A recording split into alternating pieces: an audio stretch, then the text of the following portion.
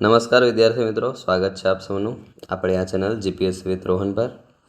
અહીં આપણે મહત્ત્વપૂર્ણ current affair, daily news, analysis તેમજ મુખ્ય પરીક્ષાને અનુલક્ષીને પ્રશ્નના આન્સર વિશે ચર્ચા કરીએ છીએ, મુદ્દાસર જવાબ વિશે. તો આ જ રીતે તમારી જીપીએસસીની તૈયારીને મજબૂત બનાવી હોય તો ચેનલ પર બન્યા રહો. નવા જોડાયેલા મિત્રો સબસ્ક્રાઈબ કરી દેજો અને ડેઇલી ન્યૂઝ જોવાનો પ્રયત્ન કરજો. તમારે પરીક્ષા માટે ખૂબ જ ઇમ્પોર્ટન્ટ એવા ટૉપિક, માપના જ ટૉપિક હું રેડી કરું છું રોજ, તો એ રીતે તમને વધુ સરળ પડશે. અને આ પીડીએફ તમને જો જોઈતી હોય તો ટેલિગ્રામ પર જીપીએસસી વિથ રોહન પર મેળવી શકો છો. ગ્રુપ પ્રાઇવેટ છે, તો જોડાવા શું કરવું પડશે, તો આ વોટ્સઅપ નંબર 9106982821 પર મેસેજ કરી શકો છો અને હું તમને લિંક મોકલી દઈશ અથવા એડ કરી દઈશ તમને. તો આજની ન્યૂઝ હવે આગળ જોઈએ.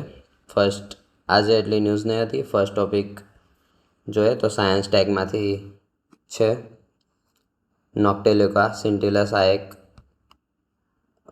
બેક્ટેરિયા કે વાયરસ, કંઈ એવી પ્રજાતિ તો નથી, એક જેવી કોષ છે જે દરિયામાં, સમુદ્રમાં રાતે ચમકે છે. તમે એક વિલન મૂવીનું આઈ થિંક સોંગ જોયું હોય તો એમાં જોયું હશે.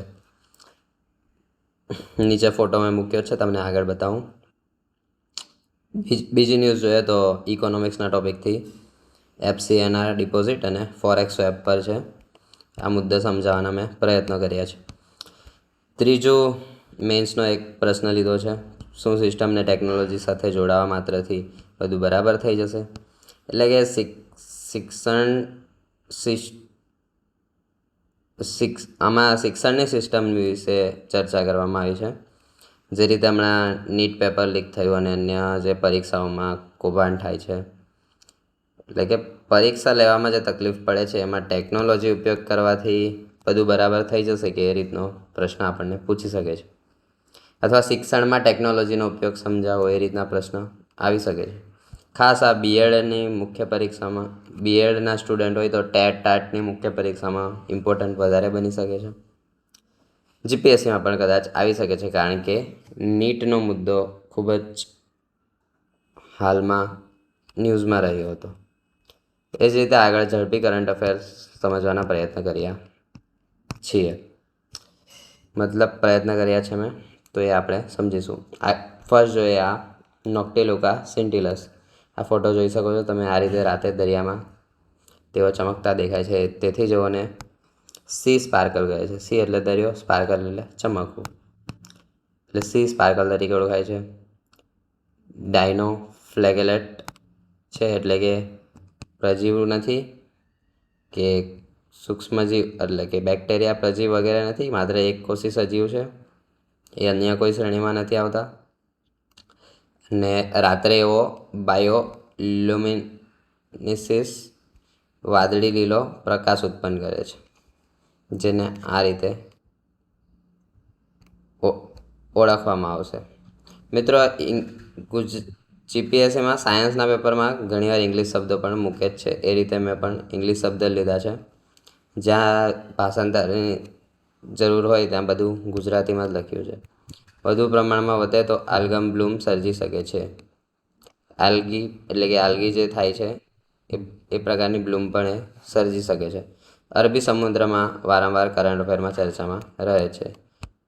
અરબી સમુદ્રમાં ભારતમાં પણ ક્યાં જોવા મળે છે, તો કે આપણા અહીંયા માલાબાર તટમાં, એટલે કે કેરળના દરિયા કિનારા નજીક, ગોવાના દરિયા કિનારા નજીક, આ કર્ણાટકના દરિયા બાજુ જોવા મળે છે. એમસીક્યુ જોઈએ તો નોક્ટેલ્યુકા સિન્ટિલસ વિશે નીચેનામાંથી કયું નિવેદન સાચું છે? તે બેક્ટેરિયા છે, તે વાયરસ છે, તે ડાયનોફ્લેગેટ પ્રોટિસ્ટ છે કે તે ફૂગ છે? તો શું છે મિત્રો, તમે કોમેન્ટમાં જણાવજો. આગળ જોઈએ. આઈ હોપ તમને આ ટોપિક તો ખબર પડી ગઈ હશે, એટલો કંઈ ખાસ નથી, પરંતુ સાયન્સ ટેકની રીતે મહત્ત્વનો છે. ડાયરેક્ટ આ રીતે સવાલ પૂછી શકે છે જીપીએસસી. આગળ જોઈએ એફસીએનઆર ડિપોઝિટ્સ અને ફોરેક્સ સ્વેપ. ઇકોનોમિક્સનો ટોપિક છે, ખૂબ જ મહત્ત્વનો. એફસીએનઆર અકાઉન્ટ શું છે? તો એનઆરઆઈ માટે હોય છે. એનઆરઆઈ પોતાની વિદેશી કમાણી યુએસ ડોલર, યુરોપ ડોલર અથવા જર્મન જે કરન્સી છે એ બધી ભારતીય બેંકમાં એ જ વિદેશી ચલણમાં જમા કરાવી શકે. એટલે કે ત્યાં પણ એ લોકો વિદેશી ચલણમાં જ જમા કરાવે, પરંતુ રહેશે ભારતીય બેંકમાં, એટલે કે ભારતમાં તેઓનું ખાતું ગણાશે, પરંતુ વિદેશી બેંકની અંદર જ ભારતનું ખાતું ગણાશે. તો એ રહેશે foreign currency non resident, NRI માટે હોય છે. ઉદાહરણ તરીકે જોઈએ તો વધુ સરળતાથી સમજી શકશો. એક એનઆરઆઈ અમેરિકામાં રહે છે, તેની પાસે $10,000 છે. તે ભારતની બેંકમાં FCNR ખાતામાં $10,000 જમા કરે છે. એટલે કે બેંક અમેરિકામાં હશે પરંતુ ભારતની હશે, અને FCNR ખાતું ત્યાંથી જમા કરશે. એટલે તે રૂપિયામાં રૂપાંતર કરવાની જરૂર નથી, ત્યાં ડોલરમાં થશે, પરંતુ ડાયરેક્ટ ભારતમાં ગણાશે. ત્યાંથી ઉપાડીને ભારતમાં લાવીને પાછું ભારતમાં રૂપિયામાં કન્વર્ટ કરવાનું એ રીતનું નહીં, આ ડાયરેક્ટ જ થઈ જાય. એટલે આમાં ફાયદા શું છે? તો કે વિનિમય દરના જોખમથી બચી શકાય, એક્સચેન્જ રેટ નહીં લાગે આના પર. વ્યાજ પણ વિદેશી ચલણમાં મળે, ત્યાંની બેંકમાં જ મૂક્યું છે તો ત્યાંનું બેંકનું જે વ્યાજ હોય એ મળે છે ત્યાંના એનઆરઆઈ નાગરિકને. એટલે એનઆરઆઈ નાગરિક માટે એક સુરક્ષિત રોકાણ છે. ફોરેક્સ સ્વેપ શું છે? તો ફોરેક્સ એક્સચેન્જ એટલે વિદેશી ચલણ, સ્વેપ એટલે કે અદલાબદલી. ફોરેક્સ સ્વેપમાં બે પક્ષો એક ચલણ બીજા ચલણ સાથે નક્કી સમય માટે બદલે છે અને પછી ભવિષ્યમાં ફરી પાછું બદલે છે. સરળ ઉદાહરણ લઈએ તો ધારો કે આરબીઆઈને ડોલરની જરૂર છે, બેંકો પાસે ડોલર છે. આરબીઆઈ બેંકો પાસેથી ડોલર લે છે અને તેના બદલે રૂપિયા આપે છે. થોડા સમય પછી આરબીઆઈ ફરી ડોલર પરત આપે છે અને રૂપિયા પાછા લે છે. આ પ્રક્રિયાને ફોરેક્સ સ્વેપ કહે છે. તો FCNR અને ફોરેક્સ સ્વેપ કેમ ચર્ચામાં છે? તો 2013 અને ત્યારબાદ કેટલીક વખત આરબીઆઈએ FCNR ડિપોઝિટ વધારવા માટે FCNR deposit scheme plus forex swap facility આપી છે. હાલમાં પણ એ જ રીતનું ન્યૂઝ હતી, જે મેં કટ તો નથી મૂક્યું, પરંતુ ન્યૂઝ હતી અને આરબીઆઈની હતી એટલે ઇમ્પોર્ટન્ટ હતી. આરબીઆઈ ભારતીય રિઝર્વ બેંક છે, તેથી ઇમ્પોર્ટન્ટ ન્યૂઝ બને છે. તો મેં આ બે મુદ્દા ઇકોનોમિક્સના પર્સપેક્ટિવથી સમજાવવાના પ્રયત્નો કર્યા છે. તેમાં આગળ જોઈએ તો એનઆરઆઈ એ FCNR ખાતામાં ડોલર જમા કરાવ્યા, બેંકોએ ડોલર આરબીઆઈને આપ્યા. એટલે આરબીઆઈ એ ફોરેક્સ સ્વેપ કરે છે ડોલરનું રૂપિયામાં, બેંકોને રૂપિયામાં, એટલે ફોરેક્સ સ્વેપ પણ થયું. એ રીતના મુદ્દો હતો. આગળ જોઈએ આના પરિણામ તો ભારતમાં વધુ ફોરેન એક્સચેન્જ રિઝર્વ આવ્યું છે, ડોલરની અછત ઘટી છે, રૂપિયો મજબૂત બન્યો છે. યાદ રાખો, FCNR એનઆરઆઈનું ફોરેન કરન્સી ડિપોઝિટ એકાઉન્ટ છે. ફોરેક્સ સ્વેપ બે ચલણોની સમયબદ્ધ અદલાબદલી છે. ટૂંકમાં પાછું યાદ રાખવું હોય તો માફ કરજો મિત્રો. આગળ જોઈએ હવે બંનેનો ઉપયોગ, એટલે દેશના ફોરેન એક્સચેન્જ રિઝર્વ અને ચલણ સ્થિરતામાં મહત્ત્વનો છે. એ જ રીતે મેન્સનો પ્રશ્ન સમજવાનો પ્રયત્ન કરીએ, મુખ્ય પરીક્ષાને અનુલક્ષી. તો શું સિસ્ટમને ટેકનોલોજી સાથે જોડવાથી બધું બરાબર થઈ જાય છે? આ રીતનો લેખ હતો, તો એને મુદ્દાસર સમજીએ. જવાબ કઈ રીતના લખાય? તો ક્વેશ્ચન આ રીતે આવી શકે છે: માત્ર ટેકનોલોજી અને કોમ્પ્યુટરાઇઝેશનથી ભરતી પરીક્ષાઓમાં પેપર લીક અને ગેરરીતિઓ સંપૂર્ણપણે અટકી શકે કે નહીં? એ રીતનો પ્રશ્ન આપણને પૂછી શકે છે. તો એક અધિકારી તરીકે આપણે જવાબ આપવાનો પ્રયત્ન કરી શકીએ છીએ. છેલ્લા કેટલાક વર્ષોમાં ભરતી પરીક્ષાઓમાં પેપર લીકની ઘટનાઓએ યુવાનોની વિશ્વાસ હચમચાવ્યો છે. આ રીતે આપણે ઇન્ટ્રો લખી શકીએ છીએ. ઇન્ટ્રોમાં 2 લાઈન લખી શકીએ છીએ. એક પહેલી જે મેં બોલ્યું એ, બીજું સરકાર કોમ્પ્યુટર આધારિત પરીક્ષા તરફ આગળ વધી રહી છે. CBT તમે જાણો છો, જીપીએસસી તો CBT નથી કરી, પરંતુ ગૌણ સેવા ઘણી પરીક્ષા હવે CBTમાં લેવા લાગી છે. CCથી ગૌણ સેવાએ શરૂઆત કરી હતી CBT પદ્ધતિ, અને હાલ પણ ઘણા અન્ય જે જનરલ પરીક્ષા સિવાય જે અન્ય પર્ટિક્યુલર ડિગ્રીની એક્ઝામ હોય છે તે પણ હવે ગૌણ સેવા CBTથી લે છે. બેંકોમાં મોસ્ટ ઓફ એક્ઝામ CBTથી લેવાય છે. મોસ્ટ ઓફ શું, બધી જ એક્ઝામ. LICમાં પણ, ઇન્સ્યોરન્સની કોઈ હોય, રેલવેની આરઆરબીની ભરતી કોમ્પ્યુટર બેઝ લેવાય છે, સીબીટી પદ્ધતિ. તો આ રીતે તમે શરૂઆતમાં લખી શકો છો. પછી થોડો આપણે પ્રશ્ન પણ અંદર લખી શકીએ છીએ કે પ્રશ્ન એ છે કે શું માત્ર ટેકનોલોજી સમસ્યાનો સંપૂર્ણ ઉકેલ છે? તો તેમાં આગળ લખી શકીએ છીએ. પછી આપણે જવાબ કે ટેકનોલોજીના ફાયદા, એટલે કે ફાયદા અને નુકસાન બંને લખી શકીએ, પરંતુ ફાયદા વધુ બતાવવાનો પ્રયત્ન કરવાનો રહેશે આપણે. તો ટેકનોલોજીથી પેપર લીકની શક્યતા ઘટે છે, તેમજ પ્રશ્નપત્ર ડિજિટલ સ્વરૂપમાં રહે છે. છાપકામ અને પરિવહનની પ્રક્રિયા પણ ટળે છે, એટલે એન્વાયરમેન્ટની રીતે સારું છે. પારદર્શિતા વધે છે, ટ્રાન્સપરન્સી. પ્રશ્નપત્ર રેન્ડમાઇઝેશન, એટલે કે રેન્ડમ પ્રશ્ન આવવાનો સંભાવના વધી જાય છે કોમ્પ્યુટર જો પેપર કાઢે તો. ઓટોમેટિક મૂલ્યાંકન પણ થઈ જાય છે. સમય અને ખર્ચમાં ઘટાડો થાય છે. માનવીય ભૂલો ઓછી થાય છે. OMR ભૂલો પણ ગડબડ ઘટે છે. તેમજ માત્ર ટેકનોલોજી પૂરતી, એમ જ આગળ જોઈએ તો માત્ર ટેકનોલોજી પૂરતી કેમ નથી, એટલે કે ટેકનોલોજીથી જ બધું થઈ જશે એવું બી નથી. તો એવું કેમ છે તે જોઈએ. તો માનવીય તત્વ હજુ પણ હાજર જોઈએ જ, કારણ કે સર્વરનું સંચાલન કરવા માનવ જોઈએ. તમે બેંકની કે કોઈ સીસીની એક્ઝામ પર કોમ્પ્યુટર આપવા ગયા હોય તો માનવી તો ત્યાં હોય જ છે, કારણ કે સંચાલન કરવા સમગ્ર રોબોટ તો આપણે એટલા વિકસાવી નથી શક્યા. તેમજ પરીક્ષા કેન્દ્ર પણ થોડું વિકસાવવું જ પડે છે. વ્યવસ્થાપન કોમ્પ્યુટર વધારે જોઈએ, લેબ જોઈએ સારી એવી, જ્યાં બધું જ લાઇટની સુવિધા 24 જનરેટરને એ રીતના તમામ વ્યવસ્થા કરવી પડે છે. ડેટા મેનેજમેન્ટ પણ જરૂરી બને છે. તેમજ સાયબર સુરક્ષાનો ખતરો રહે છે, હેકિંગનો ખતરો.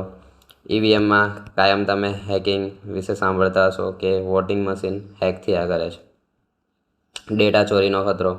માલવાર હુમલા શું છે મિત્રો? તો કે વાયરસના અટેક અને એ રીતના જે અન્ય બાહ્ય તત્વોના અટેક થાય છે તે માલવાર હુમલા છે. આ રીતનો પ્રશ્ન પણ જીપીએસસી ડાયરેક્ટ પૂછે છે. હમણાં પણ 7 તારીખની એક્ઝામ પૂછ્યો હતો કે ફાયરવોલ શું છે સમજાવો. તો આ પણ તમે યાદ રાખી શકો છો. આગળ નૈતિકતાનો અભાવ રહે છે, કારણ કે ટેકનોલોજી સાધન છે, ઉકેલ નથી. સાધનનો ઉપયોગ તો માનવીએ જ છેલ્લે કરવાનો છે, એટલે નૈતિકતા જાળવવી પણ માનવી પર જ છે. જો માનવી ભ્રષ્ટાચારીને ગેરરીતિ જાળવે તો પછી નૈતિકતા ન જળવાય. એ રીતે આંતરિક સાંઠગાંઠ, ઇનસાઇડર થ્રેટ, એટલે કે અંદરથી જ કોઈ જણાવી દે, પેપર લીક કરી દે તો એ મોટો પડકાર છે. ટેકનોલોજી હોય તો પણ અંદરથી તો થઈ જ શકે છે. આના માટે શું કરવું જોઈએ? તો કડક કાયદા બનાવવા જોઈએ. પબ્લિક એક્ઝામિનેશન એક્ટનો અસરકારક અમલ થવો જોઈએ. જવાબદારી નક્કી કરવી, તો દોષિત અધિકારીઓ સામે કડક કાર્યવાહી. સાયબર સુરક્ષા મજબૂત કરવી, એટલે એન્ડ ટુ એન્ડ એન્ક્રિપ્શન. વોટ્સએપમાં તમે જોયું હશે, જો આ ઓન કરી દઈએ એન્ડ ટુ એન્ડ એન્ક્રિપ્શન, તો જેવી ચેટ પતે તેવું થોડા 24 કલાકમાં અથવા જે તે સમય હોય તેમાં ચેટ ડિલીટ થઈ જાય છે. એટલે કે એક્ઝામ પતે તો ડેટા ઓલરેડી એ થઈ જવો જોઈએ. એ રીતના તમામ સંભાવનાઓ સાયબર હેકિંગની ઘટી શકે છે. મલ્ટીફેક્ટર ઓથેન્ટિકેશન, એટલે કે ડેટાનું ઓથેન્ટિકેશન મલ્ટીફેક્ટરથી થવું જોઈએ.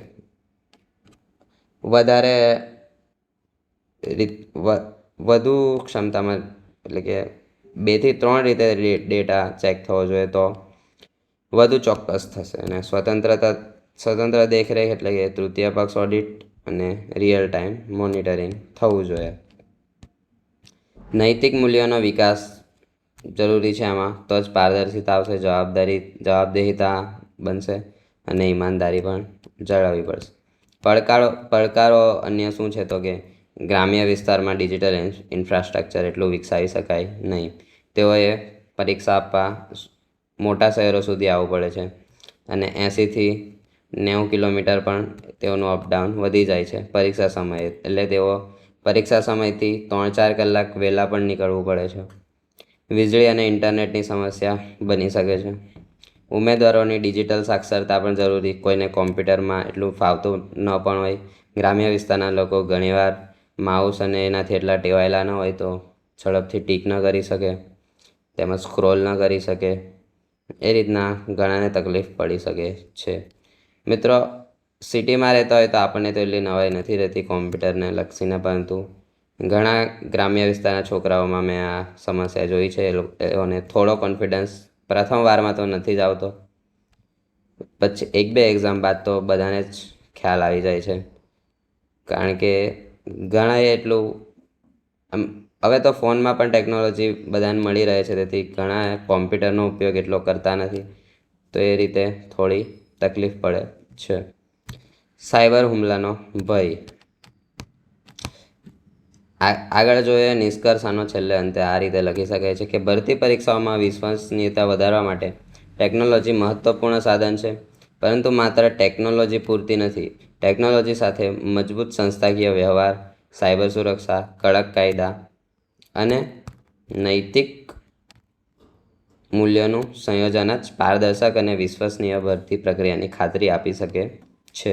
માત્ર ટેકનોલોજી જ પૂરતી નથી, આ રીતની નૈતિકતા, પારદર્શિતા, વિશ્વસનીયતા ભરતી તેમજ સાયબર સુરક્ષા, કડક કાયદા આ બધું પણ જરૂરી છે.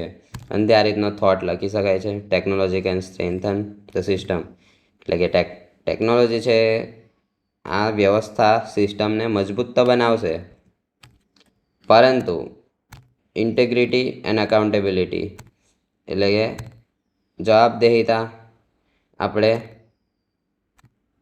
એ પબ્લિક ટ્રસ્ટ એટલે કે માનવના વિશ્વાસ પર જ ડિપેન્ડ કરશે. ટેકનોલોજી તો વિકસી જાય, પરંતુ મેઇન જે છે આ ભ્રષ્ટાચાર જ ઘટશે, માનવી જ નૈતિક થશે, તો જ આમાં પણ પેપર લીક અને એ સમસ્યા ઘટી શકશે, એવું અંતે આપણે લખી શકીએ છીએ. નિષ્કર્ષ મિત્રો આ રીતનું જ લખવાનું હોય છે. તેમાં એકદમ નેગેટિવ કે એકદમ વધારે પડતું પોઝિટિવ આપણે ન લખીએ તો જ બેટર રહે છે. અને એ બીજી વાત એ કે માનવીએ જવાબદાર અને નૈતિક ફરજોનું પોતાની અંદર વિકસાવવું જોઈએ. તે માટે જ હવે જીપીએસસીમાં પણ નૈતિકતાના સબ્જેક્ટ આવી ગયા છે, તેમજ સ્કૂલમાં પણ હવે નૈતિકતા વિશે ઘણું સારું એવું ભણાવવામાં આવે છે. ગુજરાત રાજ્યના એજ્યુકેશન બોર્ડે ભગવદ્ ગીતા પણ લીધી છે નૈતિકતા ભણાવવા માટે. એ રીતના તમે નૈતિકતાની ગંભીરતા થોડી સમજી શકો છો. આગળ હવે ઝડપી કરંટ અફેર્સ, અને તમને કંઈક મેન્સના ઝડપી કરંટ અફેર જોવા પહેલાં તમને જણાવી દઉં, આ મેન્સના આ માહિતીમાં તમને ન સમજ પડી હોય તો પણ કોમેન્ટમાં જણાવી શકો છો. નેક્સ્ટ ટાઈમથી હું વધુ સારી રીતે સમજાવવાનો પ્રયત્ન કરીશ, અને જે કંઈ તકલીફ હોય એ જણાવી દેજો. આઈ હોપ તમને સમજ પડી ગઈ હશે. 3 જ ન્યૂઝ હતી, બાકીનું આ ઝડપી કરંટ અફેર્સ જોઈ લઈએ. એ મેં લખ્યા નથી, અહીંથી જ પેપરના કટમાંથી જોઈ લઈએ તો આ મહત્ત્વપૂર્ણ બનશે. 4 જણ જે છે એ ચંદ્રના દક્ષિણ ધ્રુવ પર પહેલીવાર અવકાશયાત્રી ઉતરશે. 4 અવકાશયાત્રી એટલે કે નાસાનો આ ચંદ્ર મિશન છે, એનું નામ શું છે ખાસ યાદ રાખજો, આર્ટેમિસ 3. વારંવાર ચર્ચામાં રહ્યો છે. ક્રૂની જાહેરાત કરી દીધી છે, એટલે કે 2026 સુધીમાં તો ચંદ્રના દક્ષિણ ધ્રુવ પર અવકાશયાત્રીનો ઉતરવાનો પ્લાન થઈ ગયો છે. 50 વર્ષમાં ચંદ્ર પર આ માનવનું પહેલું મિશન છે. નાસા આગળ પણ ગયું હતું, તેઓ વિડીયો વાયરલ કરે છે. ઘણા કહે છે કે એ ફેક છે, પરંતુ હજી સુધી કશું એવું નિષ્કર્ષ આવ્યો નથી, તો એ વાત આપણા માટે ઇમ્પોર્ટન્ટ નથી. આગળ જોઈએ તો 50 વર્ષ બાદ ફરી નાસા માનવને મોકલે છે ચંદ્ર પર. ટીમમાં યુરોપિયન સ્પેસ એજન્સી એટલે કે ESA, નાસા પ્લસ ESAનું મિશન છે. એ રીતના તમે માફ કરજો મિત્રો, થોડું બહાર આવી જવાયું છે.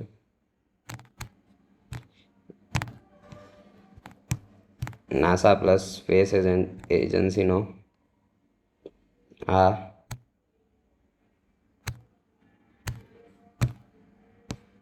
મિશન છે, એટલે કે યુરોપિયન સ્પેસ એજન્સીનું મિશન છે.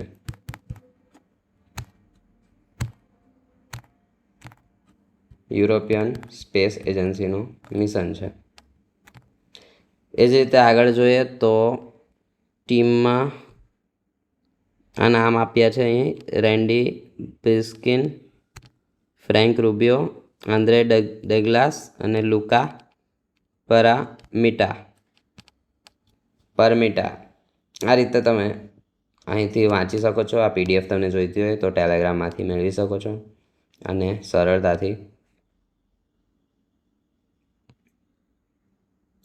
સરળતાથી આનો આન્સર પરીક્ષામાં આન્સર આપી શકો છો.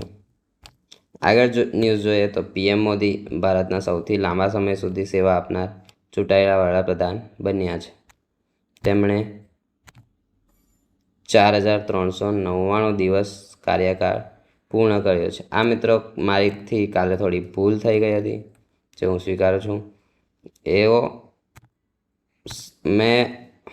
મારાથી એવું કહેવાય ગયું હતું કે સતત કાર્યકાળમાં સૌથી લાંબો સમય રહેનાર વડાપ્રધાન છે, પરંતુ એવું નથી. જવાહરલાલ નહેરુ સતત મતલબ કન્ટિન્યુઅસ વડાપ્રધાન રહ્યા હોય તેમાં સૌથી લાંબો કાર્યકાળ જવાહરલાલ નહેરુનો જ છે. પરંતુ જવાહરલાલ નહેરુ શરૂઆતમાં ચૂંટાયા ન હતા, કારણ કે ચૂંટણી 1950 પછી 1952માં પ્રથમ વખત થઈ હતી. અને જવાહરલાલ નહેરુ દેશનું બંધારણ આવ્યું અને દેશ આઝાદ થયો ત્યારથી જ વડાપ્રધાન પદે આવી ગયા હતા. તો એ રીતના ચૂંટાયેલા વડાપ્રધાનમાં સૌથી લાંબો કાર્યકાળ PM મોદીનો થઈ ગયો છે. તો ખાસ યાદ રાખજો, આમાં અટવાળી શકે છે. ચૂંટાયેલા વડાપ્રધાનમાં લાંબો કાર્યકાળ થયો છે, પરંતુ એ બીજી રીતે જોવા જઈએ તો જવાહરલાલ નહેરુનો જ સૌથી લાંબો કાર્યકાળ છે. આગળ ત્રીજી ન્યૂઝ જોઈએ તો ધ લેન્સેટમાં પ્રકાશિત થયેલા એક અભ્યાસ મુજબ દક્ષિણ કોરિયાની મહિલાઓ વિશ્વમાં પહેલીવાર 90 વર્ષની સરેરાશ આયુષ્યને વટાવી શકે છે. એટલે કે આરોગ્ય મહિલાઓનું સુધર્યું છે. વૈશ્વિક ખતરાના ભાવમાં વધારો અને પુરવઠા શૃંખલાની સમસ્યાને કારણે ભારતનું ખાતર સબસિડી બિલ આ વર્ષે 3.4 લાખ કરોડ સુધી પહોંચ્યું. આ એટલી ઇમ્પોર્ટન્ટ નથી. પાંચમું જોઈએ જમ્મુ અને કાશ્મીર અને લદ્દાખને જોડતી આ જોઝિલા ટનલ કાલે પણ મેં બનાવી હતી. એ કેટલા કિલોમીટર લાંબી છે? તો કે 13 કિલોમીટર, 13.153. અહીં 13,153 કદાચ એ લોકોથી લખાઈ ગયું છે, પરંતુ એ ખોટું છે. 13 થી 14 કિલોમીટર લાંબી છે અને 9 જૂનને તેની અંતિમ સફળતા પ્રાપ્ત કરી છે, જે મેં કાલે જ કવર કર્યું હતું. તમિલ સિનેમાના દિગ્દર્શક ભારતી રાજાનું 85 વર્ષે નિધન થયું છે. તે ન્યૂઝ છે. મિત્રો, ફિલ્મની ન્યૂઝ એટલી ઇમ્પોર્ટન્ટ નથી રહેતી, કરંટમાં છે, તો તમે જોઈ લેજો. આ PDF તમે મેળવશો તો તમને વધારે સારું રહેશે. અંતે તમે આમાંથી ક્વિક રિવિઝન કરી શકો છો. તમારે પોતાનો ડેટા લખવાની જરૂર પણ નહીં રહેશે. અને હમણાં ફ્રી જ છે. પ્રથમ 500 જોઈનરને ફ્રીમાં જોઈન કરી લઈશ ટેલિગ્રામમાં, તો ઝડપથી જોઈન થઈ જાઓ. ત્યારબાદ પણ ફીસ તો લઈશ, પણ એ ફીસમાં તમારું લાઈફ ટાઈમ જોઈનિંગ રહેશે, તો તમે સરળતાથી એટલી ફી તો આપી શકો છો. તો ઝડપથી જોડાઈ જજો ટેલિગ્રામના ગ્રુપમાં PDF મેળવવા માટે. આ બીજો એક આગળ શબ્દ આપેલો છે, સાયબર ક્રોન્ડિયા. આવા શબ્દ વિશે GPSC પૂછી જ શકે છે. મેં તમને પહેલાં જ કીધું કે ફાયરવોલ શબ્દ શું છે પૂછી લીધું હતું સાયન્સ ટેકના પર્સપેક્ટિવથી. તો આ સાયબર ક્રોન્ડિયા પણ શું છે જોઈ લઈએ. આ એક એવી સ્થિતિ છે જેમાં વ્યક્તિ વારંવાર તેના સ્વાસ્થ્ય સમસ્યા વિશેની માહિતી માટે ઇન્ટરનેટનો ઉપયોગ કરે છે. ઇન્ટરનેટ આવ્યું એટલે આપણને એક સાયન્સ ટેકનો જ શબ્દ થઈ જાય. એટલે કે માનવી આરોગ્ય સેવા માટે ઇન્ટરનેટનો ઉપયોગ કર્યા કરે છે. આ એક બીમારી ગણાવી છે અને એને સાયબર ક્રોન્ડિયા ગણી છે. એટલે કે મગજની એટલી મોટી બીમારી ના કહેવાય, પરંતુ એને એક રીતની આપણી ટેવ ગણાવી છે સાયબર ક્રોન્ડિયા. અને ખરાબ ટેવ એ મગજની થોડી બીમારી જ કહેવાય, પરંતુ એ તો આપણા વિચારથી ઝડપથી સારી કરી શકાય છે. માથાનો દુખાવો હોય, થાક હોય, નાની નાની સમસ્યા હોય તો માનવી ઇન્ટરનેટ પર દવા શોધે છે, એનું ઈલાજ શોધે છે. ઇન્સ્ટા રીલ્સમાં પણ એના વિશે જોયા કરે છે, યુટ્યુબ પર જોઈ છે, AI ટૂલનો વધુ ઉપયોગ કરે છે. તો આ બધું શું છે? સાયબર ક્રોન્ડિયામાં આવશે. તો આ જ રીતે MCQ સમજવાનો પ્રયત્ન કરીએ. તો નાસાના કયા મિશન દ્વારા ચંદ્રના દક્ષિણ ધ્રુવ પર ઉતરાણ કરવાની યોજના છે? જવાબ મેં બોલ્ડ કર્યા જ છે, એટ્રેમિસ 3. એટ્રેમિસ 3 મિશનમાં નીચેનામાંથી કઈ સંસ્થા ભાગીદાર છે? તો નાસા સાથે એસા, એટલે કે નાસા પ્લસ એસા. એસાનું full form European Space Agency. નાસાનું ફૂલ ફોર્મ તમે કોમેન્ટમાં જણાવજો. વિશ્વ બેંક ભારતનો વૃદ્ધિ અંદાજ 2025-26 માટે કેટલો દર્શાવ્યો? તો કે 6.3%. વિશ્વ બેંકના અહેવાલ વર્લ્ડ બેંકના અહેવાલ મુજબ ભારતમાં ગરીબી કયા સ્તરે ઘટી છે મિત્રો? ધ્યાન રાખજો. તો 3.4% ઘટી છે. 3-4 એ રીતના તમે યાદ રાખી શકો છો. બેટરી સ્વેપિંગ ટેકનોલોજી શું છે? તો બેટરી સ્વેપિંગ ઇલેક્ટ્રિક વાહનોમાં બેટરી બદલવા માટેની સ્વેપિંગ ટેકનોલોજી છે. આ ન્યૂઝ મિત્રો અહીં હતી તો નહીં, પરંતુ આ વર્ડ અન્ય પેજ પર વાંચ્યા હતા, તેથી એના MCQ લેવાનો પ્રયત્ન કર્યો છે. જવાબ તમને આપ્યા જ છે, તમે ખ્યાલ રાખી શકો છો. 2025 ફ્રેન્ચ ઓપન મહિલા સિંગલ્સ ખિતાબ પણ જીત્યો તો કે કોકો ગોફ અમેરિકાના છે. સબાલેન્કાને હરાવ્યા છે. સબાલેન્કાને સબાલેન્કા દરેક મેચ લગભગ જીતતા હતા, પરંતુ ફાઇનલમાં ન જીતી શક્યા. કોકો ગોફે બાજી પલટી લીધી છે. ટેનિસ ફ્રેન્ચ ઓપન એટલે કે ટેનિસની ટુર્નામેન્ટ છે. સાયબર ક્રોન્ડિયા શબ્દ કયા વિષય સાથે સંબંધિત છે? તો કે ઇન્ટરનેટ પરથી આરોગ્ય માહિતી શોધીને વધતી ચિંતા. આવો ડાયરેક્ટ ક્વેશ્ચન મિત્રો આવી શકે છે, સેમ ક્વેશ્ચન 7મો, કારણ કે ઘણીવાર આ રીતના પૂછે છે. તો સાયબર ક્રોન્ડિયામાં વ્યક્તિ શું કરે છે? તો આરોગ્ય અંગે વારંવાર ઇન્ટરનેટ પર શોધખોળ કરે છે. FCNR એકાઉન્ટ કોના માટે બનાવવામાં આવ્યું છે? NRI માટે, જે મેં તમને ઇકોનોમિક્સમાં સમજાવી જ ગયો. ને છેલ્લો જોઈએ તો ફોરેક્સ એપનો મહત્વનો હેતુ શું છે? તો બે ચલણોની અદલાબદલી કરવી. તો આઈ હોપ તમને દરેક વસ્તુ સરળતાથી સમજ પડી હોય. વિડીયો ગમ્યો હોય તો લાઈક કરી દેજો, ચેનલ સબસ્ક્રાઈબ કરી દેજો અને અન્ય મિત્રોને પણ શેર કરી શકો છો. અન્ય કંઈ જે કંઈ તમને તકલીફ હોય કોમેન્ટમાં જણાવી શકો છો. કોન્સ્ટેબલના પેપર પહેલાં હું મહત્ત્વના કરંટ અફેર અને ક્વેશ્ચન લાવવાનો પ્રયત્ન કરીશ, તો એ પણ તમે મિત્રોને શેર કરી શકો છો જે કોન્સ્ટેબલની એક્ઝામ 14 તારીખે આપવા જવાના છે. તો આ જ રીતે બન્યા રહો વિડીયોમાં. Thank you so much. Have a nice day. મળીએ.